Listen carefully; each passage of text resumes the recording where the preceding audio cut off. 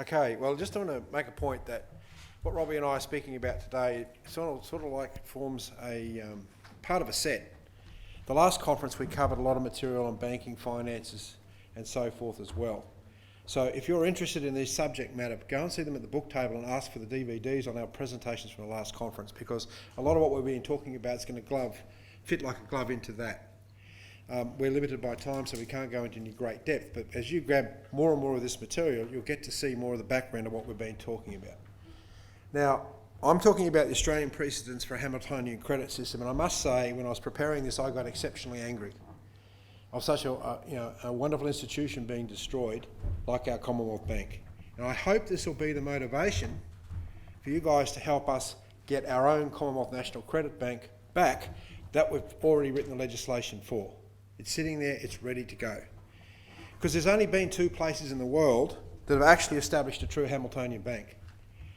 Of course, Robbie talked about the United States under the first Treasury Secretary Hamilton. The second was our Commonwealth Bank, and it was brought into being by the early Labor Party, by the colourable individual, very determined and tireless worker, former American immigrant and federal politician, King O'Malley. As I was asked before, is he in relation to the current O'Malley that's running for president? Hopefully the blood runs in that direction. So look, the Commonwealth Bank of Australia functioned as a government-owned national bank and was used as a vital tool for the Labor government of the time in 1912 to 1923 to develop our country, and then used again by a Labor government in World War II. As a national bank, it scared the hell out of the City of London and the Crown and Wall Street. On the 20th of January 1913, at the opening of the Commonwealth Bank head office in Sydney by the bank's first governor, Denison Miller, he proclaimed that this bank is being started without capital, as none is required at this present time, but it is backed by the entire wealth and credit of the whole of Australia. Those words, backed by the entire wealth and credit of the whole of Australia, almost became the creed or charter for the Commonwealth Bank for Miller. This was its power, a power the government could use to protect and develop the nation, and a power to protect the nation and its citizens against the ravages of the private banks. At a big bankers' dinner in London after the war, Miller reaffirmed this creed, causing a great fright amongst the bankers. At this dinner, he calmly told them that, quote, the wealth of Australia represented 6 times the amount that had been borrowed, and that the bank could meet every demand because it had the entire wealth of the nation behind it. This was in stark opposition to the prevailing British idea of the time on banking. And if you go back to 1852 and you look towards the British Chancellor of the Exchequer, your Treasurer, and future Prime Minister William Gladstone, he recounted his experience with the City of London as, quote, "The hinge of the whole situation is this: the government itself was not to be a substantive power in the matter of finance, but was to leave it to the money power supreme and unquestioned." This is no different than the idea that is expressed by Joe Hockey in the intro of our Homeowners and Bank Protection Bill. You might remember that intro. As we have seen, Mr. Speaker, over the last 30 years, governments should not be involved in banking. How's that? Did I do good enough? No. The original Commonwealth Bank was created in order to provide the mechanism to develop our basic national economic infrastructure, but also as a way of protecting workers' money from the ravages of the private banking system, especially after the 1893 Great Bank Crash. At one point during that crash, say for example just in New South Wales, 9 of the 22 banks at the time remained open. Depositors in those banks lost millions of dollars when they closed their doors, such that just 7 of those 13 banks owed their depositors £76 million. Now that was compared to the GDP of New South Wales at the time of £56 million. So you get a sense of how big this crash was, and that's one state, and that's only 7 of the banks. The 1890s depressions and the following bank crashes destroyed the illusions of the infallibility of the banking institutions, and in 1891 led to the formation of the New South Wales Labor Party, or Labor Electoral League as they called it. Later that year, in New South Wales elections, no less than 35 Labor members were elected to the New South Wales Parliament of 141 seats, and that was out of 52 on the official Labor Party ticket. These Labor Party members were elected because of the immediate effect of the Depression. The workers who supported the Labor Party wanted a bank to protect them from the ravages that they just witnessed from the private banks. At the first conference of the Australian Labor Party in 1893, the ALP adopted a fighting platform within which its sixth point was the establishment of a national bank to secure state control of currency and transact all ordinary business. That point was to remain in the fighting platform of the Labor Party for more than 60 years. Now, after Federation came about in 1901, banking and national banking was still high on the list of goals for the Labor Party. Under the newly adopted Australian Constitution, the new Commonwealth Government was given all the control over banking except state banking. Chief advocate of a national bank, named the Commonwealth Bank, was King O'Malley. King O'Malley was an American with an exceptionally colourful personality, but also had a very deep knowledge of banking from working with his uncle's small New York bank. And as I said, I'm not going through King O'Malley this time because Robbie did that last time. I'm not going through in detail. In 1908, O'Malley convinced the Federal Labor Party conference held in Brisbane to adopt a detailed national banking proposal in its fighting platform. King O'Malley moved a large number of resolutions setting out the plan for his bank in full details. The bank was to have the power to issue banknotes, which would be legal tender. It was to be responsible for all government banking. It was to also have the power to advances to the government and to local governing bodies. There was to be a board comprising the chairman elected by the Commonwealth Government and one director nominated by each state. It was to be a reserve bank, holding reserve funds of the private banks. The Commonwealth Treasurer was to have the right to attend all meetings of the board. The bank was to sell government bonds. That the General Post Office in each capital shall be its head office of the bank in that state, head office of that bank in that state, and any post office within the Commonwealth carrying on the business of a money order post office may be constituted a branch of the bank. In 1909, in the famous 5-hour speech in Federal Parliament, O'Malley emphasised the importance of a national bank for Australia's sovereignty. He said, "We are legislating for the countless multitudes of future generations who may bless us or curse us. We are in favour of protecting not only the manufacturer, but also the man who works for him. I propose the institution of a government national bank for managing the finances of the Commonwealth and the states. Cannot honourable members see how important it is that we should have a national banking system, a system that will put us beyond the possibility of going as beggars to the shareholders of the private banking system, banking corporations. The movement of the money volume is the vital monetary problem, the master key to the financial situation. Through the control of this movement, prices may be made to rise or fall or remain substantially steady. Such power is an attribute to sovereignty and ought to belong to none but the sovereign people, exercised through Parliament and government in the interests of the whole people." O'Malley triumphantly proclaimed the precedent for his proposed new national bank. Quote, "I am the Hamilton of Australia," he declared. "He was the greatest financial man who ever walked the earth, and his plans have never been improved upon. The American experience should determine us to establish a national banking system which cannot be attacked." Now, when the Federal Labor Party won the election in 1910, O'Malley expected to be the Treasurer. But his fellow Labor Party members preferred to listen to the private bankers, and Prime Minister Fisher always preferred not to upset the private bankers. Instead, O'Malley was made Minister for Home Affairs, and as it turned out, that gave us Canberra on the Washington DC model. Fisher made himself the Prime Minister and the Treasurer, no doubt to counter O'Malley's unorthodox methods. At this point, the private banks stepped up their organising against the idea of Commonwealth Bank by wooing Fisher and the Deputy Prime Minister Billy Hughes' private functions. They told them that there was no profit in banking. They persuaded Fisher and Hughes to give up the Commonwealth Bank idea, so O'Malley was not deterred. To force the ALP caucus to implement their own national banking policy, O'Malley formed what he called the Torpedo Brigade amongst Labor MPs, which for 11 months secretly conspired to force a resolution through the Labor Party caucus instructing Fisher to establish the Commonwealth Bank.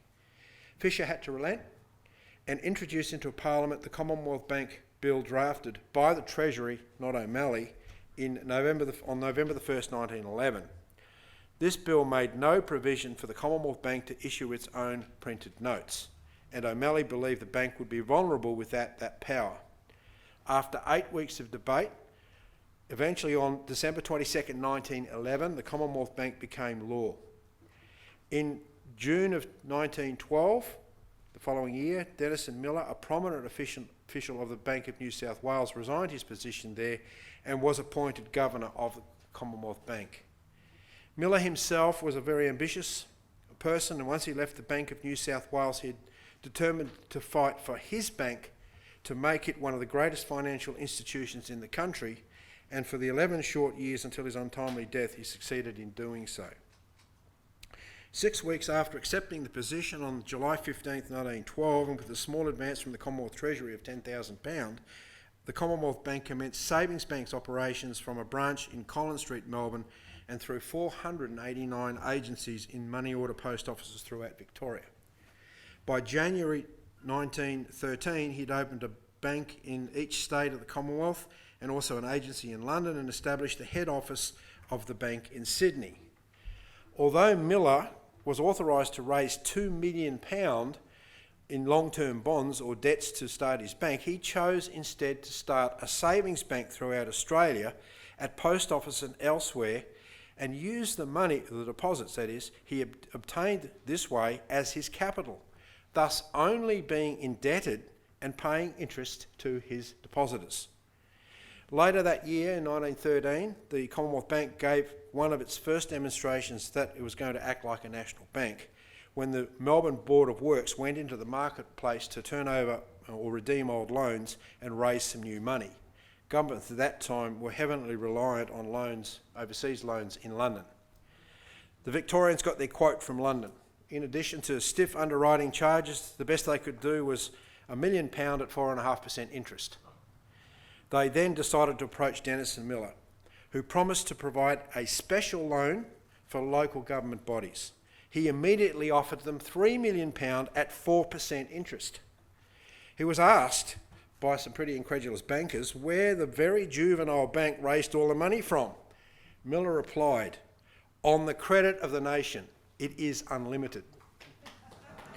Over the next 10 years, the Commonwealth Bank functioned as a national bank, albeit through standard banking activities and without the power of the note issue, which I'll discuss further. In August of 1914, World War I broke out in Europe. Major economic problems were experienced at the outset of the war. There was widespread concern about the future of Australia's all-important overseas trade and her access to British capital. For a short time, this aroused acute fears, such that there were some temporary suspensions on the stock exchange operations and of foreign exchange dealings. Several savings banks experienced mild runs on their deposits. Some of the trading banks also suffered minor difficulties. They still had memories of the 1893 big bank crash. Denison Miller stepped in and said that the Commonwealth Bank, on behalf of the Commonwealth, would support any bank in difficulty. In fact, he had already issued the order at the Commonwealth Bank to put on more tellers, obviously to demonstrate that there was nothing to fear. And that was the end of the panic. At this point, there was also a double dissolution federal election, and Fisher was now brought into power again with Billy Hughes. Miller, as the head of the Commonwealth Bank, was now in control of financing the war at the request of Fisher and his government. In order to meet the immediate finance needs of the Fisher war government and its treasury, Miller took the bold move and gave the Fisher government an overdraft of £230,000 to meet its urgent obligations and urgent needs. The army wanted the money to buy horses to equip the Light Horse Brigade. Millett found it without any objection or reluctance. Given that it was being funded from deposits, he also made sure that whenever the troops went, wherever they went, there was an agency of the Commonwealth Bank there, and he handed out passbooks to all the troops so they could deposit their surplus money into the Commonwealth Bank. In 1915, the Fisher government launched its first war loan and gave the Commonwealth Bank the responsibility to handle it. According to Jack Lang, the former Premier of New South Wales, instead of the old secretive methods of raising money, Dennis and Miller conducted his war loan campaigns with ballyhoo. There were rallies in Martin Place with brass bands, actresses, Victoria Cross heroes and politician speakers. The money came flowing in.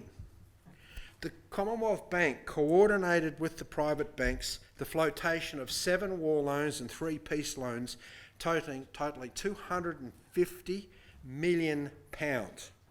And they did it for a charge of 28 cents per $100 in terms of costs. The traditional loans floated in London cost the equivalent of $3 per $100 raised. The Commonwealth Bank saved Australia over £6 million in bank charges alone. All of these loans were oversubscribed from 834,000 people. With the assets of the nation behind the Commonwealth Bank, the bank was able to take the idle credit from the population, from the general population in the form of these loans, and use that credit to defend the nation. All of the loans were paid back to the subscribers by the 15th of December 1930, with interest from 4.5% to 6%. The services that the Commonwealth Bank rendered to the people of the Commonwealth were immense. The Commonwealth Bank saved the Australian primary producer from stark ruin during through the war years by financing with and without the assistance of the private banks pools of wheat, wool, meat, butter, cheese, rabbits, sugar, jam and fruits to a staggering total of £458 million. Because the war had interrupted the normal overseas commodity transportation and payment arrangements, the rural producers were faced with chaos unless a coordinated market effort would be made. This led to the establishment of a number of commodity pools, including the 1915-16 wheat pool, to handle the biggest wheat crop on record at the time. The farmers were immediately paid the basic wartime price, with further payments paid when produce was sold at higher than the basic price. After the first wheat pool, the Commonwealth Bank had assumed general control for all commodities taken over by the government. It allocated business to certain private banks. It coordinated collection of payments in London through its branch there for produce exported, and it distributed the funds to the various banks, the private banks involved. One of the most dramatic illustrations of the power of this young bank was in 1916. Billy Hughes was in London and the government was having trouble with the overseas British shipping interests. Australia was an island nation and was beholden to British shipping interests. Once the war broke out, the shipping companies raised their prices from approximately $4.75 per tonne to $10.50 per tonne. And this was despite the fact that the imperial government, the war government, took the war risk on the vessels. So the owners they were compensated if the vessels got sunk. Appeals to the British run shipping companies made no effect whatsoever. One such account of how bad the freight costs got was cited in Parliament. In one case, quote, while the value of the cargo maize was £18,826, the cost of freight was £50,433, or 260% higher than the value of the cargo.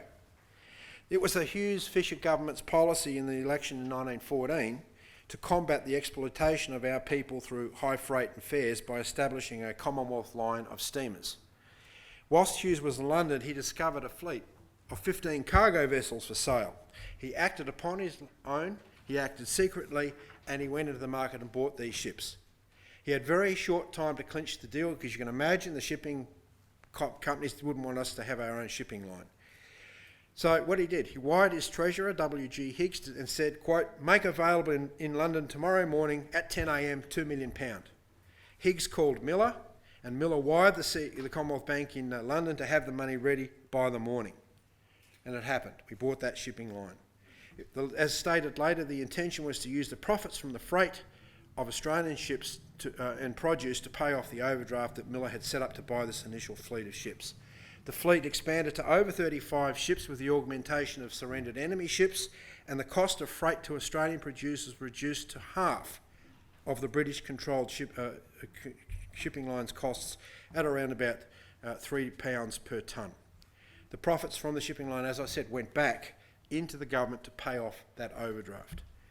The Commonwealth Bank was given some rather unusual assignments.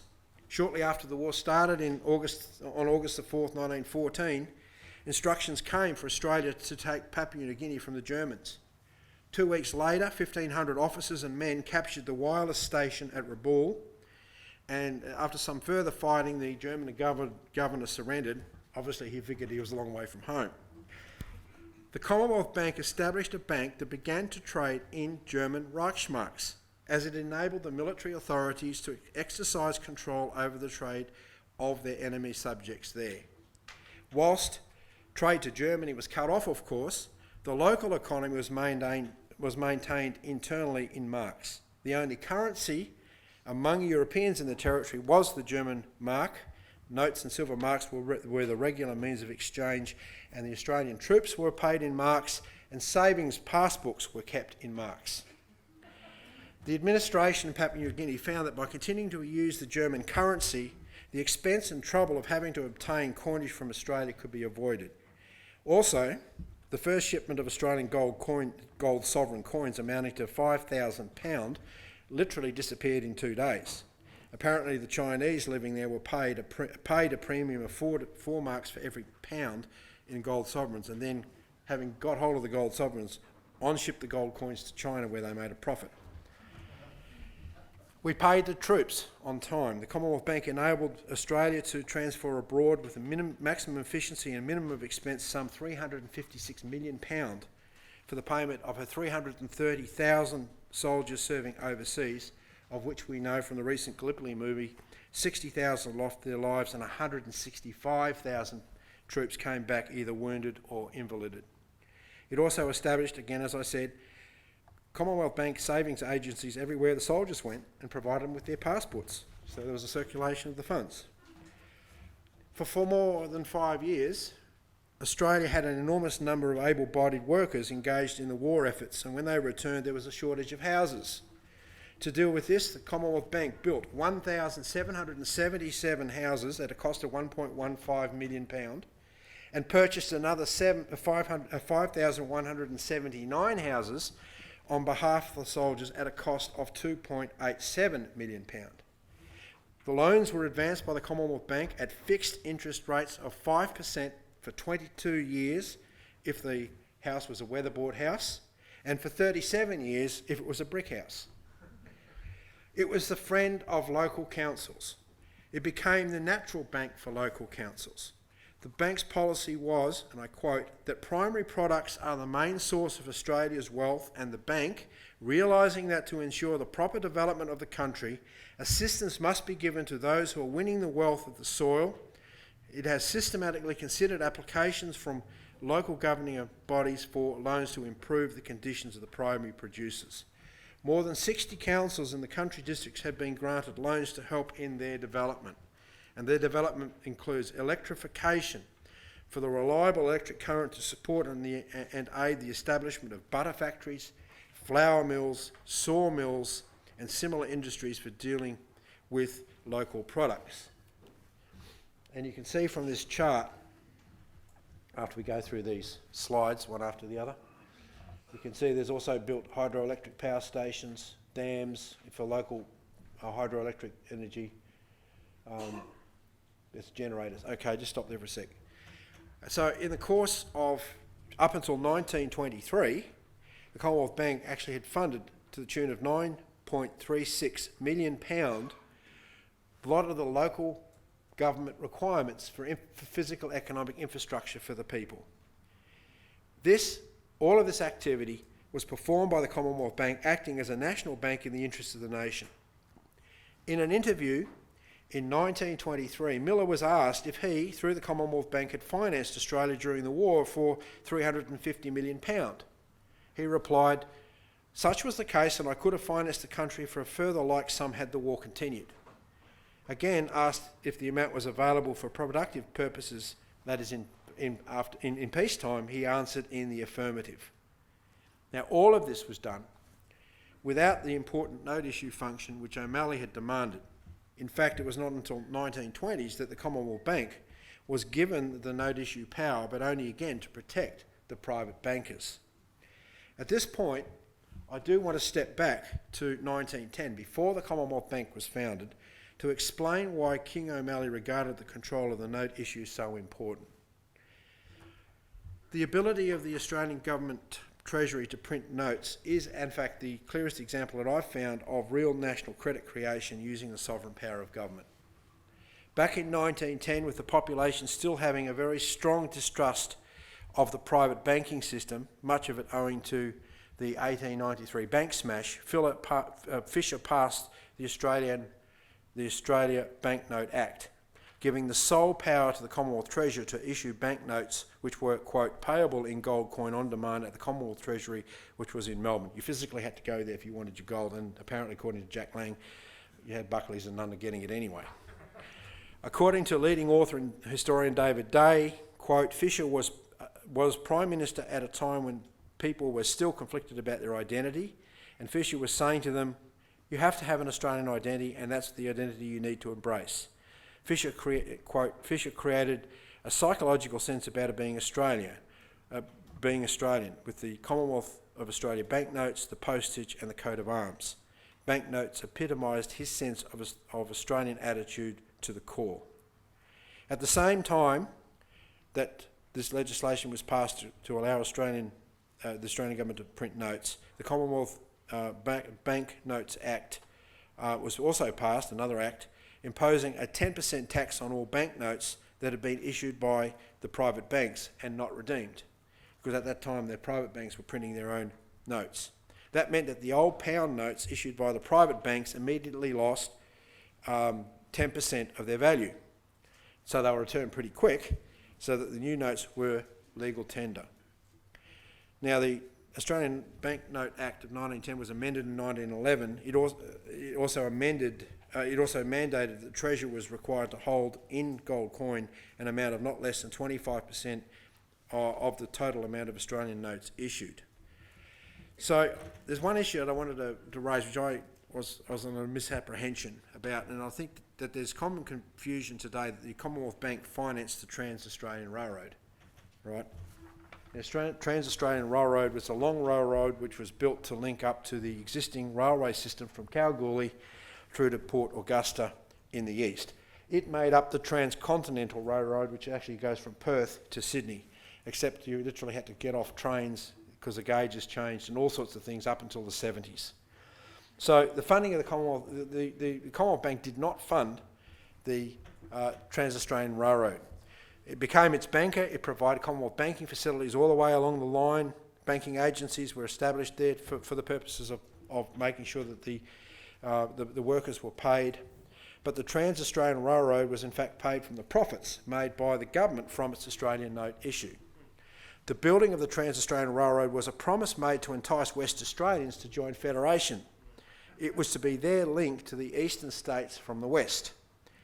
In a 1905 Melbourne Labor Party conference, O'Malley called for support for a continent-spanning railroad, but it should run up through Central Australia to Darwin. It was to be in the interests of developing Central Australia. When Labor was swept into power in 1910 and O'Malley became the Minister for Home Affairs, building this railroad, but not up to Darwin, became his portfolio. In Parliament he said, "Examine the map on the walls. See the territory this gigantic national enterprise will traverse. It will link the east and the west with bands of steel and lightning-like express trains. Territory between the east and the golden west." The first sod of earth was turned by the Governor-General at Port Augusta in South Australia in September 1912, just 3 months after the Commonwealth Bank was established in Melbourne. Progress was very slow for the first 12 months, but O'Malley imported 2 huge track layers from Chicago to speed things up. These track layers were preceded on the job by an Australian-developed steam shovel. So some of the latest technology was being employed here to build this railroad. It took just 5 years to build the Trans-Australian Railway. How long did you say for the... 50, yeah, sorry. And just £7 million. The initial cost was going to be £4 million, but because of shortages due to the war with sleepers and all sorts of things, the cost got blown out. We should propose a steam train to Brisbane. But how was it paid for? Between the years of 1914 and 1920, the government increased the note issue by approximately £50 million. It printed notes, and these notes were put into circulation in the following ways. Some were given to the banks in exchange for gold. Some were lent at interest to state governments, as the state governments could use it for their purposes. Some were placed on fixed interest with various banks at different rates of interest, so if they had those notes in their vaults, then they could lend out more. And then more than half the notes were invested in interest-bearing securities. So therefore these notes could be used to buy bonds and other securities in the economy. The last 2 items, C and D, represented the Australian notes issue account at the Treasury. The money to pay from the Commonwealth's Trans-Australian Railway was paid for in the following manner. 1, a small amount from taxation, £1.2 million as you see there. 2, from the profits on the Australian notes account, which is £3.4 million, and then the third lot is from the sale of some of the securities held by the Australian notes account, £2.3 million, and you can see that adds up to approximately just under £7 million. According to the Commonwealth yearbooks, the amounts of 2 and 3 were treated as loans from the Australian notes account to the Commonwealth Railways for the building of the Trans-Australian Railway, but in reality was just a transfer of funds from one government department to another. If it were not for the increase in the note issue, there would be no money to transfer.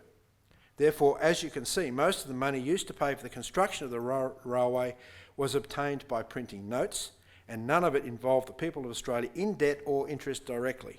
The government literally created this credit. By 1920, the true power of issuing credit through the note issue was obviously noted by the private banks, and it had also become evident that the Australian notes were likely to remain the principal form of currency. Control over them had to be brought back under the control of the private banking cartels.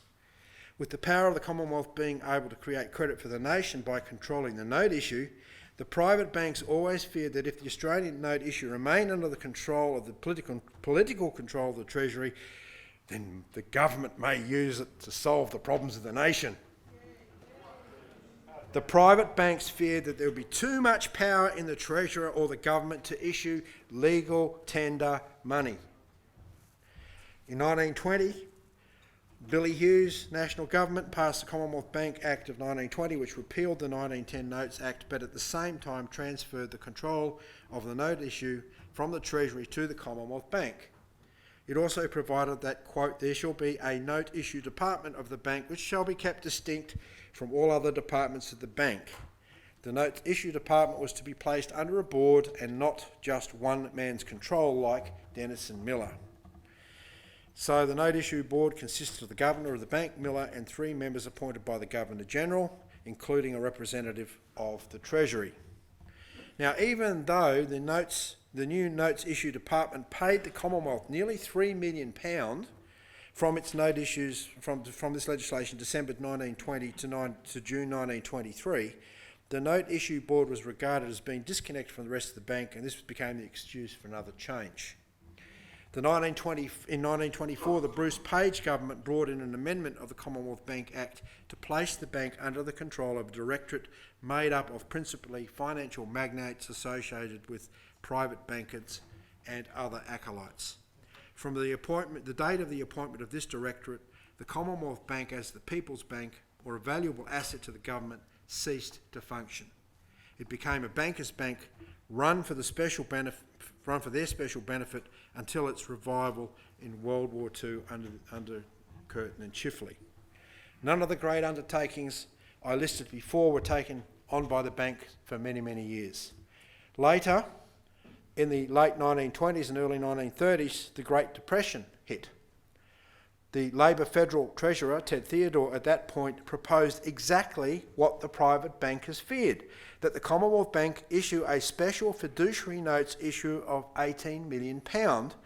This was to be a special note issue, not backed or constrained by gold, through the Commonwealth Bank to provide immediate aid to the wheat growers and for the unemployed by funding desperately needed public works programs and putting 50,000 men to work. It was to stimulate demand and reverse the deflation of the Depression years. The economy was deflating from lack of credit because the banks were stopping credit. The proposal was rejected by the chairman of the Commonwealth Bank Board, Sir Robert Gibson, who had replaced Dennis and Miller upon his death, denouncing the move as inflationary, which of course it was. In a deflationary spiral, you need to create demand, i.e. you need to create inflation. This mean-spirited, London-directed policy was responsible for the crippling unemployment of up to 30% in our country and the total destruction wrought by the Great Depression of the late 1920s and the 1930s. It was totally unnecessary. And if you want to know more about that, I refer you to my last presentation at the last conference. It wasn't until World War II that things changed dramatically. Now, Jack Lang said in his book, The Great Bust, this is interesting, quote, "Wars do not collapse because either side runs out of money. An army can run out of ammunition, but not out of money. It's a strange paradox that times of great human destruction are invariably times of great prosperity. While the war continues, the purse strings are wide open. Inflation is a counterpart to war. There is unlimited finance to keep mankind in the most unproductive of all enterprises. Depression comes in peacetime. They are the aftermath of war. Governments regard the sky as a limit when it comes down to borrowing for war. Then a few short years later, they quibble about a few million to keep men employed. The money machine breaks down. Families starve, businesses go bankrupt, farmlands are stricken with a money drought. A strange paralysis creeps into every form of economic activity. They call it a depression." So when World War II broke out, this was exactly demonstrated. The expansion of credit to fund the war effort meant that unemployment disappeared almost overnight. Now, looking back a little bit, over the period from 1928 to 1938, however, 1938, the annual government revenue only rose by a mere £2.6 million, from £78 million to £80.6 million. Now, this corresponded with a marginal increase in Treasury bills issued by the Treasury Department of the government. Jim Cairns recorded in his book Oil and Troubled Waters that, quote, "Whereas borrowing from the central bank through Treasury bills, by which the bank creates a credit to the Treasury on the government's authority in exchange for a bill against which the bank then lends money to the other banks, were not used prior to 1933. And in the 9 years to 1941, only to the extent of a net £5 million. In 1942, Treasury bills increased massively and continued all through the war, as you'll see on the next OHP, on the next slide. Then, the Curtin-Chifley government took government in 1941. Immediately, they used their wartime powers to give the Commonwealth Bank the powers and functions that O'Malley originally envisaged: National Bank of Deposit, Issue, Exchange and Reserve. The Commonwealth Bank took control of the private banks and financed the war mobilisation. Whilst lending directly to the government for the war mobilisation and brokering war loans, the Commonwealth Bank also took charge of the private banks. The private banks were made to deposit substantial reserves with the Commonwealth Bank so that they couldn't increase the money supply by excessive lending, which would have driven up prices of ration commodities and products and caused inflation of the wrong sort. Instantly, the Commonwealth Bank started creating credit on an unprecedented scale through through the government's issuance of treasury bonds or government IOUs. These IOUs were used specifically for the nation to mobilise its physical economic resources to fight the war. The increase in government spending was huge. The government would issue the T-bills that were then used as an asset by the Commonwealth Bank to create those funds that would then fund the government's expenditure. As you can see, it was huge. Within just months of the war economy being mobilised, Australia's unemployment rate dropped to 0.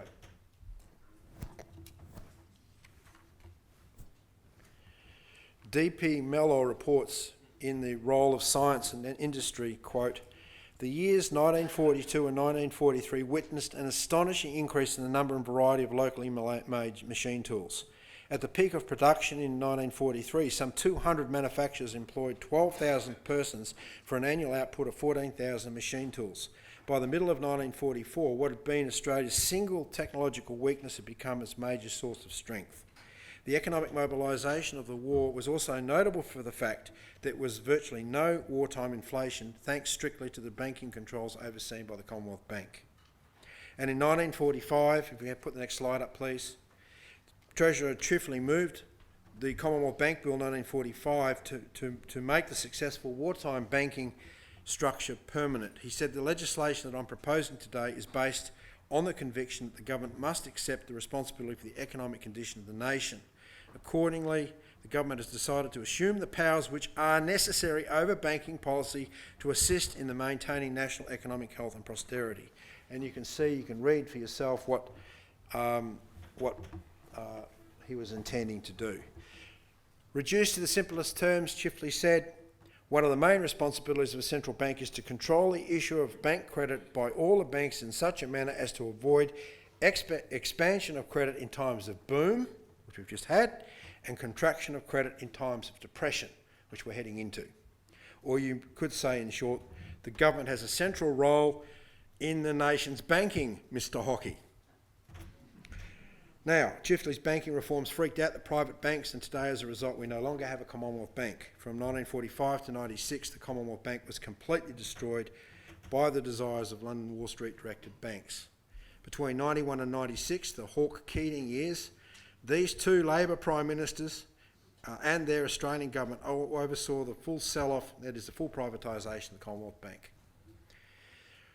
Now, there's only two other examples from then to this point in time of any attempts to use national credit. The first was the Snowy Mountain Hydroelectric scheme. This was Chifley's great legacy as part of his post-war agenda.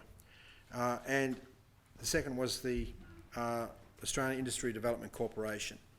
In the legislation, which I'll put up now, for that Snowy Mountain scheme, you see it clearly provides for its construction to be financed with national credit. And in 1949, in a parliamentary debate on the funding, Kim Beazley Senior for the ALP government made it clear that subclauses 2 and 3 reinforced subclause 1, and that all the funding was to come from credit from the Commonwealth Bank. The intention, unfortunately, was one of the victims of Chifley losing office, such that Menzies and his successors ended up funding the entirety of the 25-year spending on the Snowy out of consolidated revenue, Julia Gillard style. Yes? Yes, right. Now, there's one paragraph here I'm going to take to read, because I think you have to understand the mentality that wasn't adopted. In 52, in a parliamentary debate, ALP's Charles Morgan argued, quote, "If a factory owner wishes to extend his factory, a farmer to erect new farm buildings, or a worker to raise a home, he does not do so from current income. He raises a loan and pledges his future to pay the capital so raised. Surely the same principle can be applied to national construction, particularly in relation to such important developmental works as the Snowy Mountains Hydroelectric scheme, which is of paramount importance to Australia. Surely that scheme could be financed by national credit and the resources of the Commonwealth Bank without recourse to current revenue. Work on that project could be speeded up considerably if such a project were adopted. We've been able to raise millions or even billions of pounds for war purposes. Why cannot we also raise the money for peaceful purposes?" Of course you can. Now, one of the last really interesting developments was the development towards the end of the Liberals' rule before Gough Whitlam came in, and this was when John Gorton and John McEwen established a new public credit institution, the Australian Industry Development Corporation, which was to be a vehicle to be used to invest in value adding for Australian industries. It was actually a reaction to the looting of raw materials in our country. And you'll see in the next slide, we use this quite a lot in our releases, how you take a raw material and it'll earn you 5 million, but if you actually value add by developing the industry, that same raw material will earn you 600 million. That's not, we have not done this, right? Now, Gorton's critics said that, he was creating a tool for Jim Cairns to use when he was in government to socialise Australia. Cairns said that money is created by the Reserve Bank and the trading banks for their own requirements. The government may borrow from this created money as it did during the Second World War. The Australian government from 1974 and 1975 could have used Treasury bills to borrow from the Reserve Bank to help finance the building of pipelines, the operations of the AIDC, and for other purposes, and this, as far as possible, I was determined to bring about.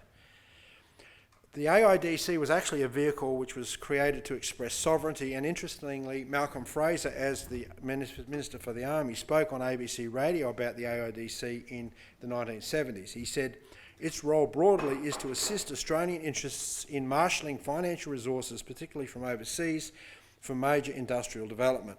It will direct itself to giving assistance in ways which will help Australian companies to gain or preserve a greater Australian participation that otherwise would have not been the case.